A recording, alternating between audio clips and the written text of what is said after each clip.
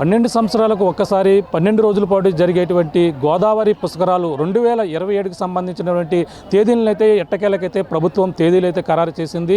ప్రధానంగా తిరుమల తిరుపతి దేవస్థానం సంబంధించినటువంటి సిద్ధాంతి ఎవరైతే ఉన్నారో తంగిరాల వెంకటకృష్ణ వరప్రసాద్ ఎవరైతే ఉన్నారో ప్రభుత్వానికి ఏదైతే ఎండోమెంట్ అధికారులకు సంబంధించినటువంటి ఈ యొక్క పుష్కరాల తేదీలను అయితే ఆ యొక్క ఎండోమెంట్ అధికారులకైతే తెలియజేసినటువంటి పరిస్థితి ఉంది. ఈ నేపథ్యంలో ఎండోమెంట్ అధికారులు ఈ యొక్క ప్రభుత్వానికి ఈ యొక్క గోదావరి పుష్కరాలకు సంబంధించినటువంటి నివేదిక ఇచ్చిన నేపథ్యంలోనే ఎట్టకేలకైతే ప్రభుత్వం గోదావరి 2027 అలాగే పుష్కరాలకు సంబంధించినటువంటి తేదీలు అలాగే జూన్ ఏదైతే 2027 జూన్ 26 అలాగే 26 నుంచి జూలై 7వ తేదీ వరకు 12 రోజుల పాటు ఈ పుష్కరాలు అయితే జరుగుతాయని అధికారికంగా ఒక జీవోని అయితే జారీ చేసినటువంటి పరిస్థితి ప్రధానంగా ఉంది.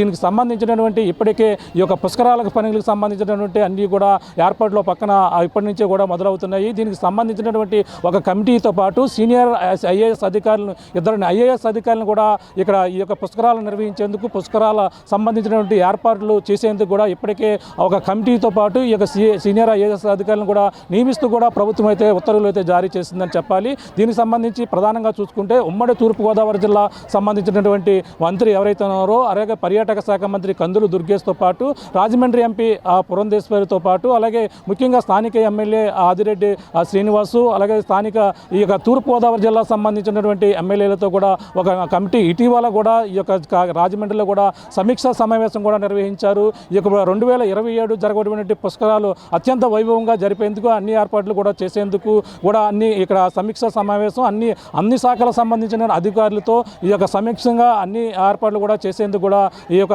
సన్నద్ధమవుతున్నటువంటి పరిస్థితి పక్క కనపడుతుంది. ఏదేమైనా ఈ యొక్క పుష్కరాలను ఎంతో ప్రతిష్టాత్మకంగా తీసుకుని 2015లో జరిగినటువంటి పుష్కరాలు అలాగే ప్రధానంగా 3 కోట్ల మంది భక్తులు హాజరైనట్టుగా కూడా చెప్పుకొస్తున్నారు. ఈ నేపథ్యంలో మనం చూసుకుంటేనే ఇప్పుడు జరగబోయేటువంటి పుస్తకాలకైతే సుమారు 8 కోట్ల మంది భక్తులు వస్తారని కూడా ఒక అంచనా వేస్తున్న నేపథ్యంలో వాళ్ళకి సంబంధించినటువంటి ఏర్పాట్లు ఎటువంటి అవాంఛనీయ సంఘటనలు జరగకుండా అలాగే భారీ ఎత్తున ఏర్పాట్లు చేసేందుకు ప్రభుత్వం ఇప్పటికే 2105 కోట్ల నిధులను కూడా కేటాయిస్తూ కూడా ఇప్పుడు పనులకు సంబంధించినటువంటి పనులు కూడా పక్కన శరవేగంగా జరుగుతున్నటువంటి పరిస్థితి చూడొచ్చు.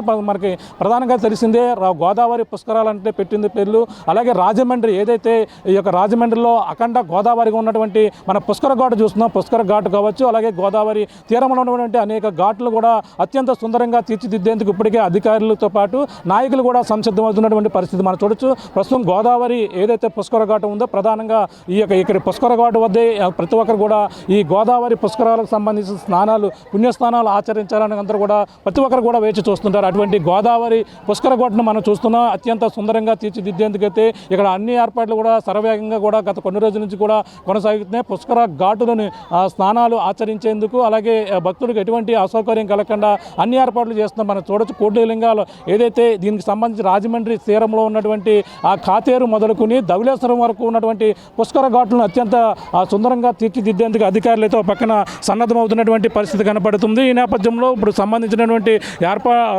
ఏదైతే దీనికి సంబంధించినటువంటి జిల్లా మంత్రి ఎవరైతే ఉన్నారో కందులు దుర్గేష్తో పాటు అలాగే ప్రధానంగా ఇక్కడ ఉన్నటువంటి ఎంపీ రాజమండ్రి ఎంపీ పురంధేశ్వరి కూడా ఇక్కడ పుష్కర ఏర్పాట్లు మనకి ఎన్ని ఏర్పాట్లు కూడా చేసేందుకు పక్కన సన్నద్ధమవుతున్నటువంటి పరిస్థితి కనపడుతుంది. అలాగే స్థానిక ఉన్నటువంటి ఎమ్మెల్యేతో పాటు మొత్తం ఒక కమిటీనే దీనికి ఏర్పాటు చేసినటువంటి పరిస్థితి కనపడచ్చు. చూడొచ్చు ఇక్కడ గోదావరి పుష్కర ఘాటు దగ్గర అయితే ఎటువంటి ఏర్పాట్లు చేస్తున్నారు చూడొచ్చు ఇప్పటి నుంచే.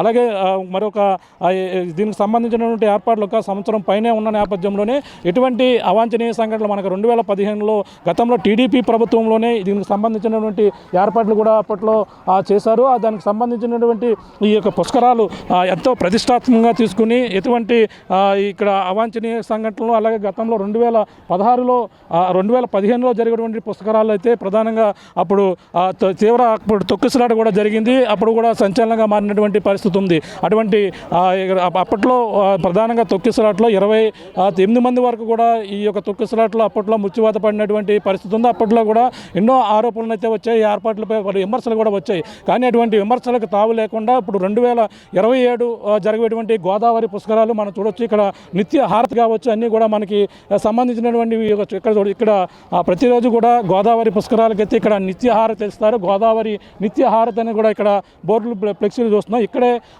అనేక అనేక కొన్నాళ్ళ నుంచి కూడా గోదావరి పుష్కరాలు అవిన కాడి నుంచి కూడా ఇక్కడ నిత్యహారత అనేది కూడా ఇక్కడ కంటిన్యూ చేశారు. కానీ ఇప్పుడు జరగబోయే పుష్కరాలు ఇంకా అత్యంత వైభవంగా సుందరంగా తీర్చిదిద్దేందుకు పక్కన అధికారులు అయితే సన్నద్ధమవుతున్నారు. గోదావరి తీర ప్రాంతం అంతా కూడా ఎటువంటి మొత్తం అన్ని హంగులతోనూ ఈ యొక్క ఆర్భాటాలతో కూడా ఈ గోదావరి తీరాన్ని తీర్చిదిద్దేందుకు పక్కన సన్నద్ధమవుతున్నటువంటి పరిస్థితి కనపడుతుంది. అలాగే 12 ఏళ్ళకు ఒక్కసారి వచ్చేటువంటి గోదావరి పుష్కరాలు సరిగ్గా గోదావరి పుష్కరాలు చూసుకుంటే ఏదైతే గతంలో 3 కోట్ల మంది వస్తారని అప్పుడైతే 8 కోట్ల మంది భక్తులు వచ్చే అవకాశం ఉందని ఉన్న నేపథ్యంలోనే అధిక ఏర్పాట్లు అయితే చేస్తున్నారు.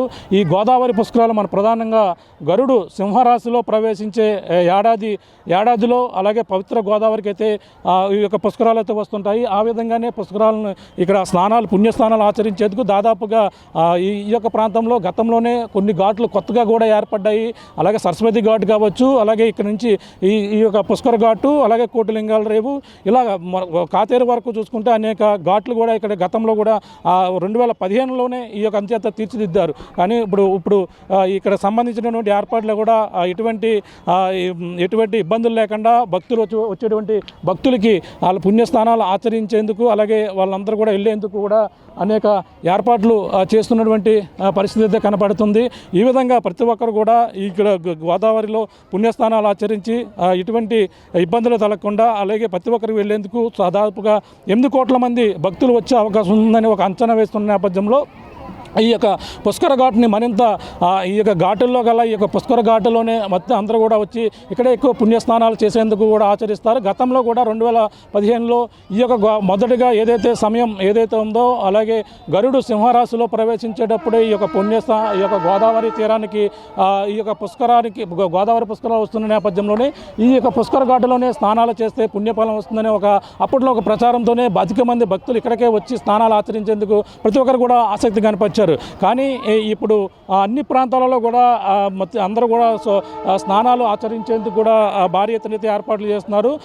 ఎటువంటి అంటే గతంలో నాటి జరిగినటువంటి తొక్కిసలాట్లు కాకుండా ఈ గోదావరి తీరంలో జరిగేటువంటి ఈ యొక్క పుష్కరాలకైతే భారీ ఎత్తున అయితే ఏర్పాట్లు చేసేందుకు కూడా అధికారులతో పాటు అలాగే నాయకులు కూడా సంసిద్ధమవుతున్నటువంటి పరిస్థితి ప్రధానంగా కనపడుతుంది. చూడొచ్చు ఈ యొక్క ప్రాంతం ఇప్పటికే ఇక్కడ ఈ పుష్కర ఘాట్లో ఉన్నటువంటి మెట్లను కూడా తొలగించి అలాగే నూతనంగా ఆధునీకరించేందుకు ఇప్పటికే ఇవన్నీ కూడా తీసి అలాగే మళ్ళీ వీటిని అత్యంత సుందరంగా తీర్చిదిద్దేందుకు ఇక్కడ ఉన్నటువంటి మెట్లను కూడా ఇప్పటికే పనులు కూడా చేస్తున్నటువంటి పరిస్థితి అయితే కనపడుతుంది. ఈ విధంగా అయితే మొత్తం ఈ యొక్క గోదావరి తీరంలో ఉన్నటువంటి అన్ని ప్రాంతాలను కూడా సుందరంగా తీర్చిదిద్దేందుకు ఇక్కడ ఈ గోదావరి పుష్కరాలకైతే 2027 పుష్కరాలకైతే మొత్తం అంతా కూడా సిద్ధమవుతుందని చెప్పాలి. అలాగే 2027 జూన్ మన ప్రధానంగా చూసుకుంటే ఈ గోదావరి పుష్కరాలు ఇప్పుడు గతంలో పుష్కరాలు జరిగిన సమయంలో టీడీపీ ప్రభుత్వం అధికారంలో ఉంది. ఇప్పుడు కూడా 2027 పుష్కరాలకు సంబంధించిన కూడా కూటమి ప్రభుత్వం అధికారం ఉన్న నేపథ్యంలోనే ఈ కూటమి ప్రభుత్వం సారథ్యంలో ఎటువంటి ఇబ్బందులు తలెత్తకుండా వచ్చేటువంటి భక్తులకు అన్ని సౌకర్యాలు కూడా ఏర్పాటు చేసేందుకు అన్ని ఏర్పాట్లు కూడా చేస్తున్నట్టుగా కూడా చెప్పుకొస్తున్నారు. ఇప్పుడు ఉన్నటువంటి పుష్కరాలు మనం ప్రధానంగా ఎంతో ప్రతిష్టాత్మకంగా తీసుకుంటున్నారు.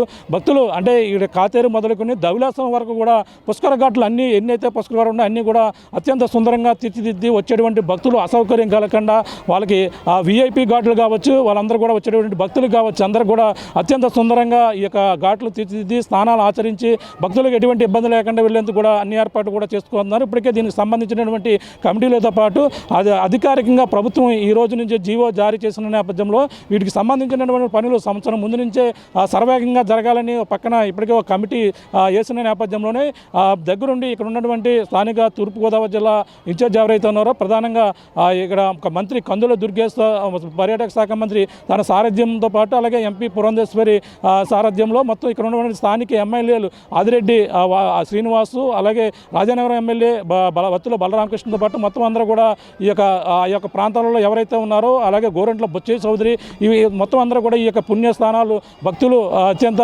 సుందరంగా ఎప్పటికప్పుడు ఈ యొక్క ప్రాంతాన్ని అత్యంత సుందరంగా తీర్చిదిద్ది ఈ యొక్క రాజమండ్రి పరిసర ప్రాంతాలు కూడా ఈ అత్యంత సుందరంగా తీర్చిదిద్ది తీర్చిదిద్దేందుకు కూడా పక్కన అఖండ గోదావరి ప్రాజెక్టులో భాగంగా ఇక్కడ అన్ని కూడా ఏర్పాటు చేస్తున్నటువంటి పరిస్థితి. అంతేకాకుండా హ్యావ్లాక్ బ్రిడ్జిని కూడా ఈ యొక్క అత్యంత సుందరంగా తీర్చేందుకు, అలాగే కడియపు నర్సరీని కూడా అత్యంత సుందరంగా తీర్చిదిద్దేందుకు ఇవన్నీ కూడా డెవలప్ చేస్తున్నారు.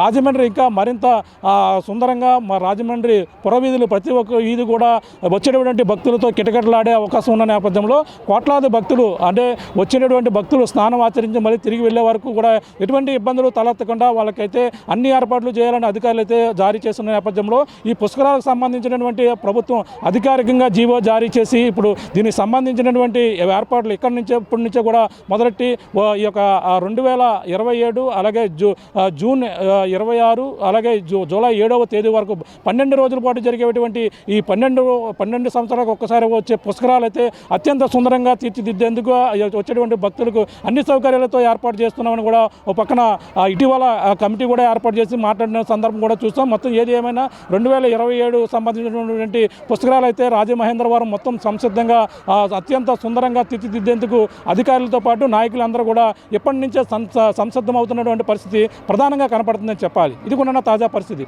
కెమెరాతో ప్రకాష్, సార్ టీవీ, రాజమండ్రి పుష్కర్ ఘాట్ నుంచి. Local to global news at your finger tips. మీ చేతిలో ఒక ఆయుధం. Download R TV app. Media legend Ravi Prakash is back.